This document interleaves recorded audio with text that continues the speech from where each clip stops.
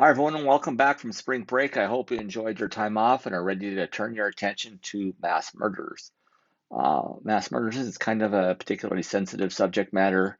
Um, so if you find yourself kind of feeling odd or confused or upset or sad, there are some different resources available to you that are listed in the module overview. So, like I said, we're going to turn our attention this week to mass murders. Before we do that, though, let's rewind what we talked about in Module 8 before you went on spring break. In Module 8, we concluded our discussion on serial killers, where we talked about how cults play a role, and we also learned how law enforcement catches up on some of these serial killers. Hopefully you completed your assignments for the week, which you had to complete your second quiz, and you also had to do your discussion questions for the week. Those are past due, and they're past the 5 days that are due, so hopefully you turned those in on time. You had 2 chapters to read, and you also had several videos to watch, so hopefully you took advantage and watched those as well. So in Module 9, again, we're going to turn our attention away from the serial killers and talk about mass murders. The biggest difference between serial killers and mass murderers were serial killers, both of them have multiple victims, but mass murderers typically will have all of their victims at once, where serial killers will have victims over a period of time. So we're going to talk about some of what the motivations are for these mass murders. We're going to look at some of the theories for causation of the mass murders, some of the characteristics of the mass murder offenders, and some of the problems associated with investigating and apprehending these types of offenders. So your reading for this week is a little bit heavier than normal. You only have 1 chapter to read in the textbook. So let's get into it, and then I'll describe to you what else you're going to need to know as well, or what else you're going to have to read as well. So your reading this week is chapter 13 only, where we talk about mass murder effects. Much like the previous chapters talked about different serial killers when they started the chapters, the the mass murder section talks about mass murders, and it starts talking about something that happened in 1990 at New York's Happy Land Social Club. And there's also some supplemental reading on this as well that kind of builds upon what you talked about. And in this type of mass murder, the perpetrator was a 36-year-old by the name of Julio Gonzalez. He was an unemployed Cuban refugee who came to the United States in 1980. And he was furious with his girlfriend who worked at the Happy Land. She worked as a check girl and a part-time bartender, but she wanted to break up with Gonzalez and end their 7-year relationship. But Julio did not accept the rejection, and if he couldn't have Lydia, nobody else could. So what he did is he bought dollars worth of gasoline and rushed into the social club. He went into the club, confronted Lydia when he realized that he wasn't going to have her. Nobody could. Went and bought $1 worth of gasoline, rushed back into the social club and set it on fire. There were 92 people inside the building, and without warning, the fire started. And in the end of the day, um, several people ended up being killed in this type of thing. He killed 87 of the 92 people. And that's not even one of the most notorious mass murders. In fact, probably the majority you've never heard of Julio Gonzalez or the Happy Land Social Club prior to this video. And probably one of the biggest reasons is because most of the victims were from poor Hispanic families that were, some of them were new to the country. Members of crimes committed against members of minority groups don't seem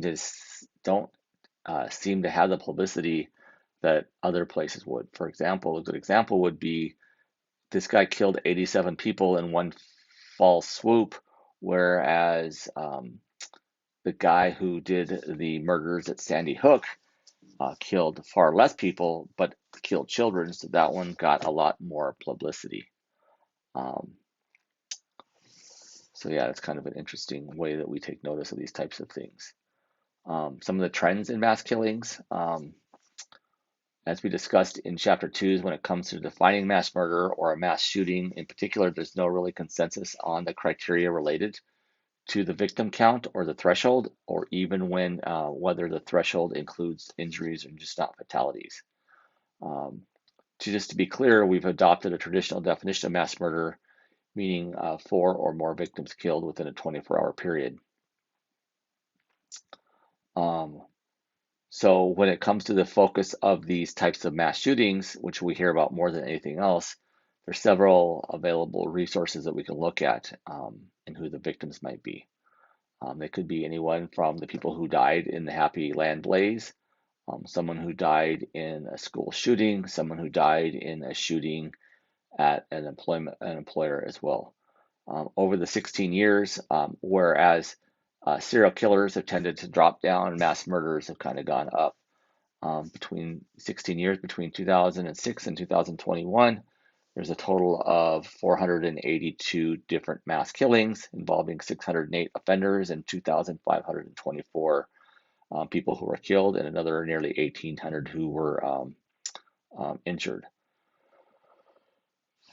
And the shootings often happen in public settings such as schools, restaurants, houses of worship such as churches, synagogues, and stuff like that.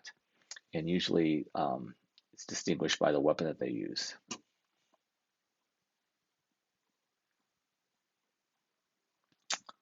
So the chapter talks a lot about statistics when it comes to serial killings. Talks about different trends and stuff like that, when they're the highest, when they're the lowest. The lowest probably was in 2020 during the COVID pandemic. And in different years have different numbers going with it. They tend to be increasing in severity. Massive public shootings tend to be really on the increase. Incidents that engender the most fear and produce the most coverage are relatively rare, both in terms of absolute number of cases and annually the percentage of mass killings. There's been some increase in number of such killing sprees over the past half century, but there's never been more than 10 in any single year. And part of the increase reflects the growth in the overall U.S. population.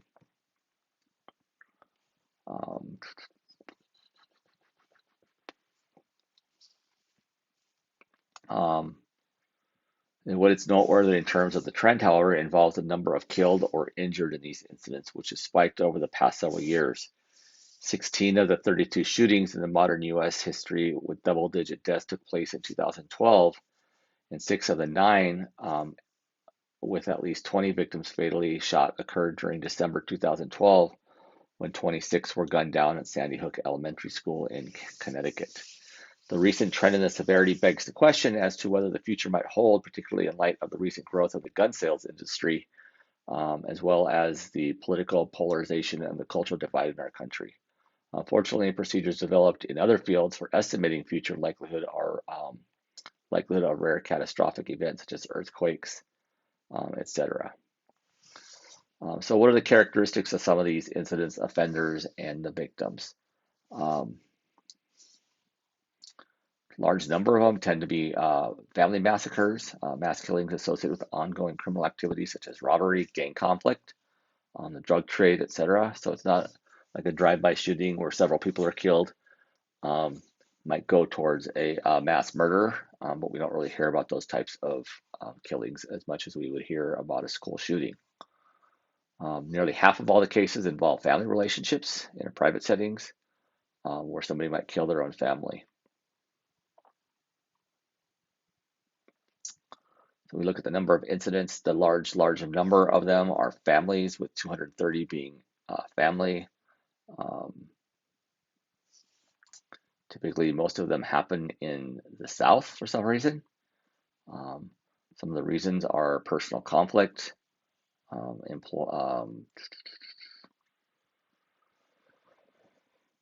family conflict.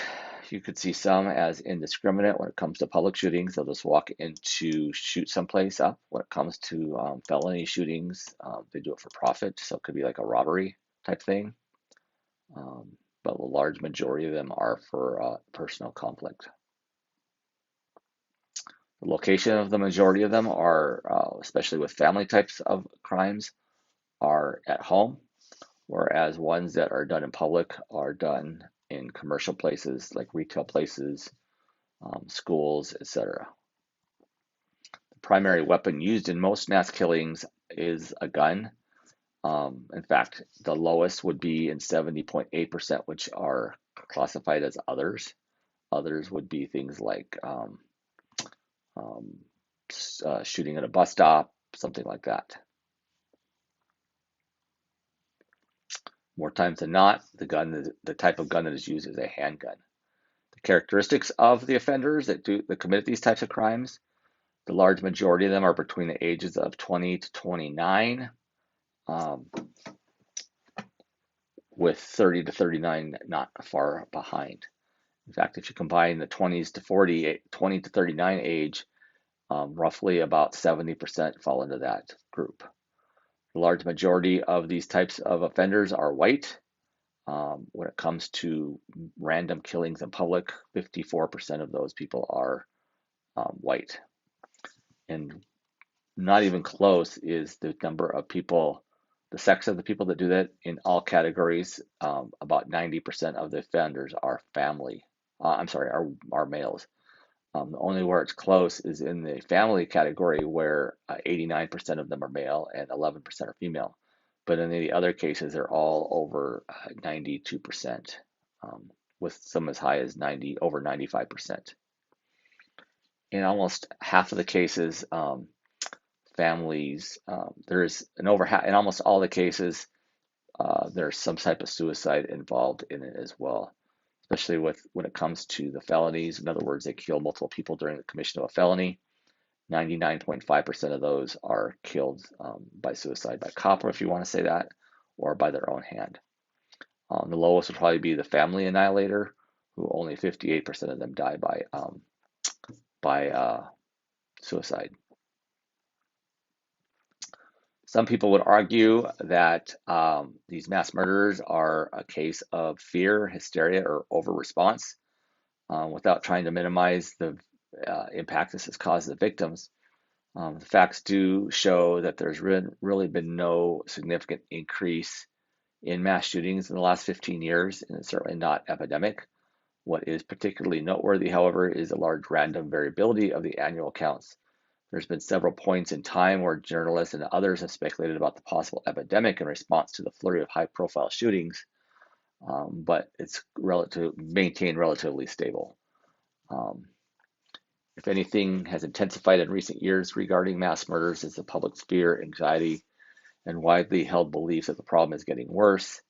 Unquestionably, the perception is linked to the style and the pervasiveness of the news coverage, which, as we discussed in Chapter 1, is largely the result of advances in communication. So while we hear about them more often, it's more because we have different ways to hear about them as opposed to more of them happening. And also, one of the things is Americans have become more hypervigilant. I know I work in a quasi-law enforcement agency, and I know a lot of law enforcement officers who are super hypervigilant when they're in the community. Police officers often carry guns in public, as they probably should. And I also know that a lot of times they'll position themselves when they go into buildings to always be looking at ways that people could come in and create shootings.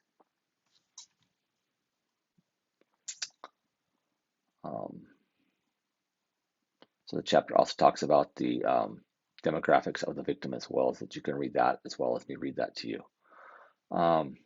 So there's some different arguments the chapter talks about in one page about the serial killings or the mass murders have not gone up, but in other cases it talks about other parts. It talks about it has gone up.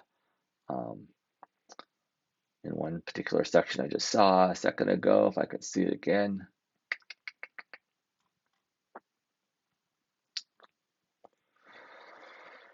Anyway, so there's different arguments that you could see on when it comes to these types of mass murders that they've gone up. Wish I could find where I just saw that. Anyway,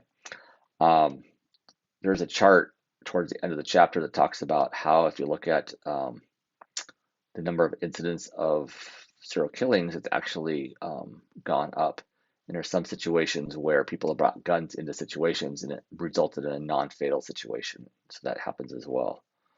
In fact, as many as 33% of assailants fail to kill anyone.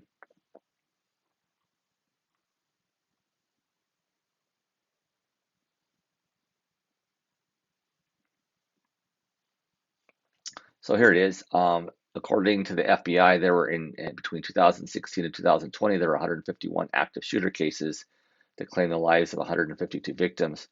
Although active shooter events can be devastating, the level of fear associated with the modern day boogeyman is out of control, leading to countless false alarms. And I guess that depends on how you want to look at it.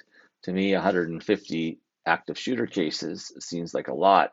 While that is over a 5-year period, so that would come out to about 30 per year, or 3 per month.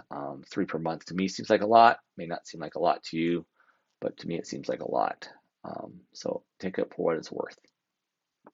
Should we make laws? Should we change laws to make it difficult for someone to commit some type of crime? I don't know. I would think so, but I guess that's for each person to decide. So that's the textbook reading for this week. You also have a 4 articles to watch or to read about. One of them is kind of elaborates on the happy, what's it called? The one I just told you about, the Happy Land Social Club. It's another article on that. There's also an article on the Orlando shooting where 49 people were killed. There's also an article on, it's entitled Missing White Woman Syndrome, the media bias towards missing people of color, where we don't really report on people of color who are victims of mass murders. And there's also an article on violent crimes against Black and Latino people. There's also another video on the Happy Land Social Club. It's a contemporary report on fire which took place in the 79th anniversary of the Triangle factory fire. And then there's also a video, and this is one that is probably a difficult one for some people to watch. It's a video on the Sandy Hook Elementary, and it's a news account of the day that Adam Lanza, who's the one that committed the Sandy Hook shooting, fatally shot 26 children. And there's also a video on Aaron Stark, who works to raise awareness around why mass attacks happen. He had a chaotic and violent childhood, and by the time he was a teenager, he was homeless, angry, and traumatized. At his lowest point, he began to plan the appalling act of violence in a bid to punish the world around him. And he wanted to get a hold of a gun, but before he could, his best friend Mike changed the course of his life with a simple act of kindness. And so that is the material for this week. Once again, you have your discussion questions to read this week. There are 4 discussion questions this week. So after reviewing the material, what would account for the kinds of media coverage devoted to these horrific crimes and focuses more on the white suspects and the white victims? And another question asks, what are some of the reasons a person will become a mass murderer? Another question asks about definitions of mass violence and crimes provided in different parts of the U.S. government. What are the differences in the definitions, and are they really different from one another? And then the last thing is, according to the textbooks, mass shootings have remained steady over time, but the perception is that such incidents are on the rise and increase. And what are some of the reasons that these misperceptions exist? So again, make sure that you respond to these questions by Thursday of each week, and then respond to your classmates in a meaningful manner by Saturday. You also have your 3rd short writing assignment, and it talks about some of the factors that contribute to the mass killings. So your chapter 13 identifies 5 factors that contribute to mass killings. Choose one of the factors and explain in your own words, and then briefly summarize a case that exemplifies a factor that you selected. So there you go. That is the short writing assignment for this week. Again, they should only be 150 words. It's a little bit different than the discussion question, in that you're providing more facts than opinion, but that's what you need to do. So that covers the material for Module 9. Again, just to wrap things up, we're talking about some of the facts surrounding mass murders this week. Your reading material is Chapter 13, as well as 4 articles. You also have 2 videos to watch, and then you have a podcast or an interview with an individual by the name of Aaron Stark. There's also 2 sections that you should explore under on an article. It's links for 3 different definitions of mass violence, and then stories on mass shootings by the BBC. And then your 2 assignments for this week as well. That's it for Module 9. So in Module 10, we're going to look at some of the motivating factors behind mass murders and why some mass murderers choose to kill their families. You're only going to have one assignment next week, the discussion questions. So next week's a little bit easier week. So that wraps up the Module 9 preview. As always, if you have any questions about any of the material at any time, please don't hesitate to reach out to me. I do try to get back to you as quickly as I can, usually within the same day. So that's it for this week. I hope you enjoyed your first week back from spring break, and welcome to the second half of class. Um, um, that's it. Have a good week.